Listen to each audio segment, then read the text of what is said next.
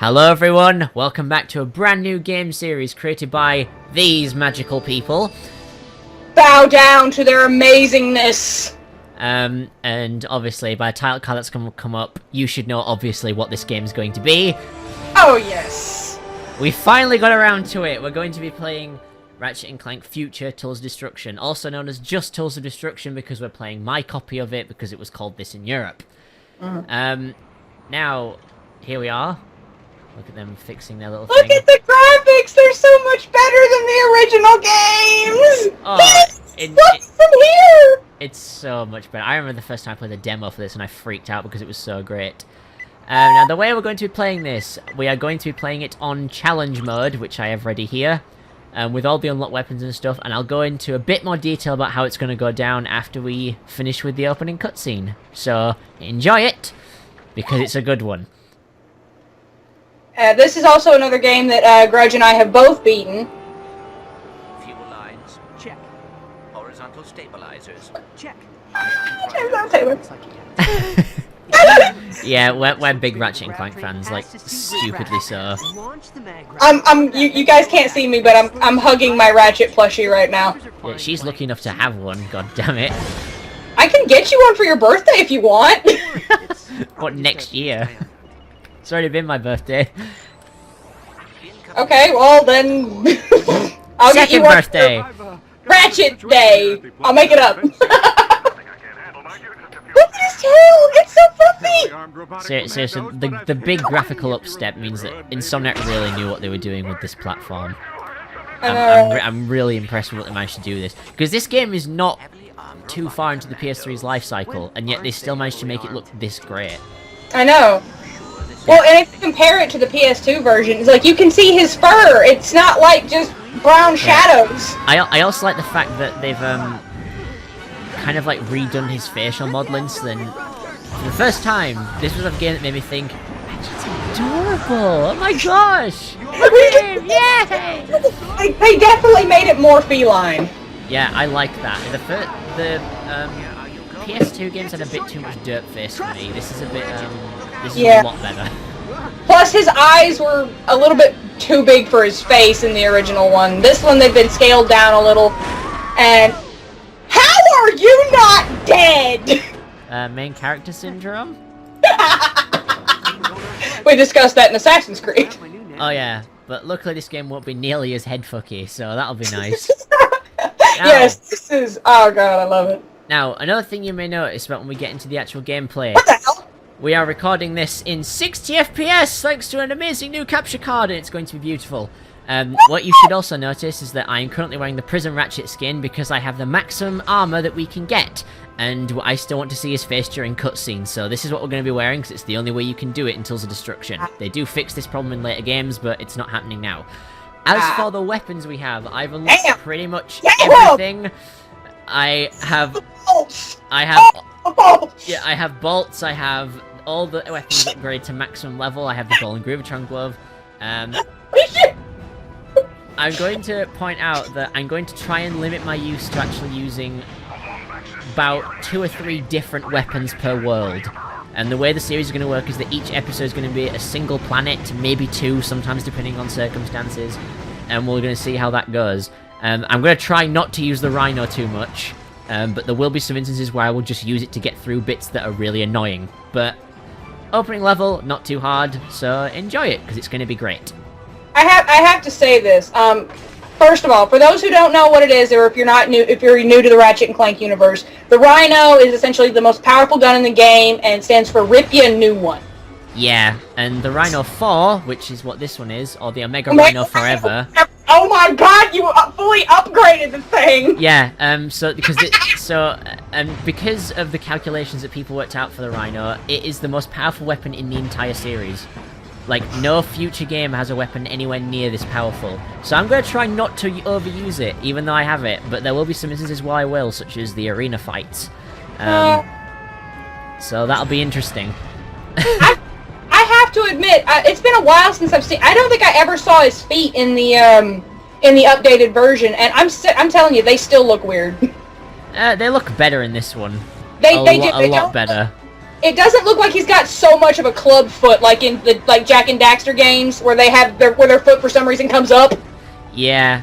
In this one, they've kind of given him actually more feline feet. He's got actual claws on his feet, whereas in the first few PS2 games, he did not have that. Well, he had 2 claws. He has 3 from what I'm looking at now. Yeah, I think it actually works a lot better. Yeah, I'm still used, like, you see all the feline features. When I think of his feet, I'd see, like, you know how Disney kind of did the lion paws? Yeah. I kind of think that they look like that, but then you see this, it's like, whoa, that's weird. Also, a little bit of trivia, just because we know a lot about these games, just discuss the voice actors real quick. Because personally, in my opinion, the voice acting in this game is phenomenal. I love it. Yeah, So I like the fact, the reason I like the Future series so much is because this is when they started to make things a little bit more mature. yeah, I mean, the previous games had, like, some elements of it, but never anything too serious. This actually deals with a lot of stuff that I wanted to see, such as, you know, Ratchet's actual origin story, the things relating to a bigger plot than just saving the universe and silly jokes. actual emotions given from Ratchet, because you know that saving the universe is not just it's not easy. You know, it's got to take its toll on. Okay, trying to jump and hit that guy with that weapon is not a good idea, so let's try that again. Let's not kill the Lombax, okay? Yeah, I mean, he is the last one. I also like how this opening is pretty much, like Bayonetta 2's idea of just the city being destroyed around you as you do loads of other stuff. It's a nice touch, especially for a game this early in the PS3. Oh yeah. And I will also point out, because this is a big game for me, because when I first started playing games at like 10, 11, something like that, I actually, and I am ashamed to admit this, but because I played Jack and Daxter first, I hated Ratchet and Clank. You would never think that talking to her now, you really wouldn't. No, I absolutely adore it, but when I first started playing the Precursor Legacy, I think Ratchet and Clank 1 had come out about in that time area, and I'm like, what is this? This is trying to be Jack and Daxter. What is that? It's like some kind of squirrel. I don't even care. And then I saw previews for this game. I'm like, oh, he's so cute.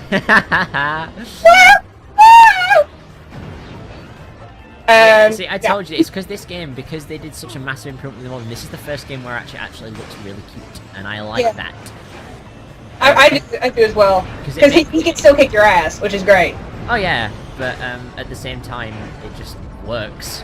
For some reason. His look in this game, they do improve it as the Future series goes on a little bit, to the point where we'll eventually get to a crack in time, and I'm convinced that is the best Ratchet and Clank game ever made, and nothing has beaten it so far. I agree with that. Bridge is collapsing. But who knows? Maybe the PS4 reboot will beat it. I can't say.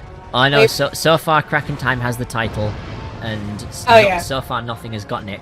But Tools Destruction is a very good second place, because it introduces you to the PS3 mechanics, introduces you to a lot of good stuff. And this was probably one of the first next-gen experiences I actually had on the PS3. Besides Sonic 06, which kind of came with the console when we got it, this was... I remember initially playing the demo of this and being like, when's it coming out? I want it! And then I got it for Christmas and I freaked out. It was a good day. That was actually before we knew each other. Yeah, that was a long time ago. It's kind of scary to think how long ago that was. Yeah.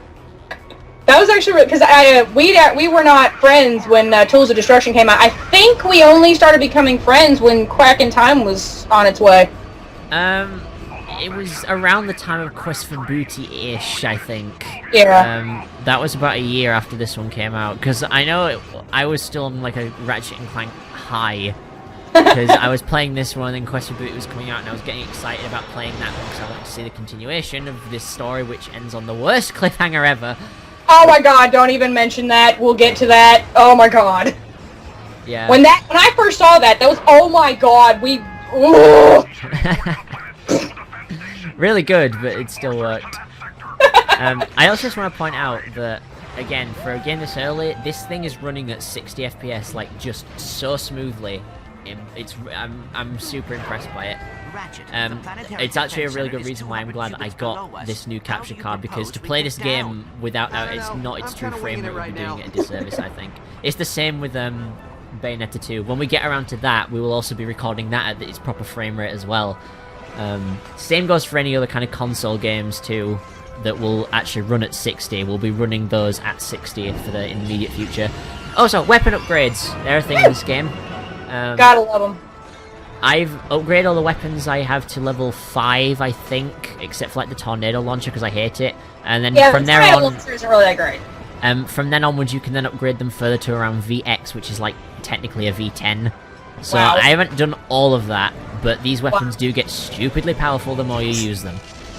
I suddenly have the urge to play this game again. Oh! Oh, poor Ratchet.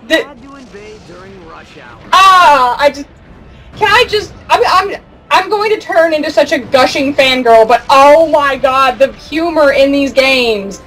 And James Arnold Taylor delivers his lines so amazingly. Oh my god. Oh yeah, he's such a good fit for Ratchet. He just kind of nails his attitude in both the serious aspects and also in these more joking bits. I know, right? It's amazing. Just It's pretty quiet. Oh, good. They keep his main thing. Yeah, in the pre-rendered cutscenes they do, but unfortunately the only cutscenes that are pre-rendered are these opening ones, and then the one at the very end. The rest of them are all done using the game's engine, which is why I have the prisoner outfit ready to, so you can still see his face. Oh, I forgot about that. Yeah. Gotta love it. Oh, no. I believe you may be their intended target. Yeah, and it also makes me wonder about the animation of this game, because it's so like a mixture of cartoony and yet also realistic. I wonder if they did motion capture for it, or if it was all by hand, considering how early this was. I know motion capture wasn't like a big thing that a lot of game developers did before next gen came around. I don't know. I think maybe some of the facial features may have been mocapped or designed by computer, but I don't think much more than that. Yeah, I would like to think the general movements were mocap, but then they tweaked the data to try and exaggerate the cartooniness of them a bit. Facial animation probably done by hand this a bit early on. Yeah. Let's see. Oh, a little fun fact about David Kaye that I was not aware of. That's the voice actor for Clank, the little robot. Apparently he plays, I think he plays Sesshomaru in Inuyasha, and I'm looking at that like, oh my god! Yeah. What do you know? Dragon Scale managed to slip another Inuyasha reference in there, so we've got that off the list of the Cursed Scale playthrough. Any Inuyasha references in any of our playthroughs. Which one am I thinking of? I swear you've made some about one particular anime. First Crusade. I did a shit ton of those in Homecoming, and that's just because I only just started watching it. I swear you've mentioned Inuyasha before. I swear you have. I don't think so. Maybe I'm going crazy. Oh dear. Wouldn't be the first time. Oh, one of my favorite villains of all fucking time. Yeah, this guy's great. I'm sorry, I'm trying not to laugh. It's failing. Hey, dude. And you are? Emperor Percival Tachyon. God, he's so short. Might conquer space and time and pin the Say what? of a few insubordinate species. Do you have any idea about this? Your name's Percival? It's a good thing to keep in mind if you just look at like the facial animations of everyone here. Even the Droffers just cower when he does that. And it's... Very nice. Oh, Clank getting defensive. Oh. I know, right? Like, you do not speak of my friend that way. I like this. He's very. How can I spin this to my advantage? Oh, I'd be careful if I were you. He's got posomorphic blaster cannons in his fingertips. It's like, yeah, I will fuck your shit up. Planet, but with you. Surrender your death bot. And No. No one else need be harmed. Fair enough. Here you go. Yay! You just gotta love how this little moment right here, that right here. just kind of smiles. You have to wonder how, if Tankin is that easy taken down, why he's such a pain in the ass to kill at the end of the game. I don't know. I really don't. Don't worry, the Rhino will take care of that. Oh, I love this part. Cryo-sleep? Nah, there's no way I'm gonna... Yeah, just wonder how many times me and Dragon Scale made this joke when we were on Mission Space at Disney. We made this joke every time we rode on it. They're like, Titan 9, IO sleep? Nah. No way, I'm gonna... Oh, and now Clank's having a drug trip. You know, a completely technological being is having a mind trip. Ooh, What is that thing? little boom maxes. Whee! Whee! I remember the first time I saw the design of the Zoni, it was like, what is that? Shh, we're not supposed to know what they are yet. Yeah, you Oh, see now. we've seen this game. Yeah, you see now all the cutscenes are done in the game's Are engine. you okay? And he's still... You got knocked Yeah, out there still for- fluffy. 60 FPS animation now, so it's a lot smoother than when all the pre-rendered stuff. Beats me. Oh, very nice. I love this. Fuel while on autopilot. Yeah, I told you, that capture card makes a big difference. Obviously. We need to find So a yeah, way to in the get back to future, Square One. we're now on to the second planet, so we're going to call it here for this episode. So join us in the next episode, where we will continue on this mysterious place where we've crash landed at 60 FPS glory. Bye bye.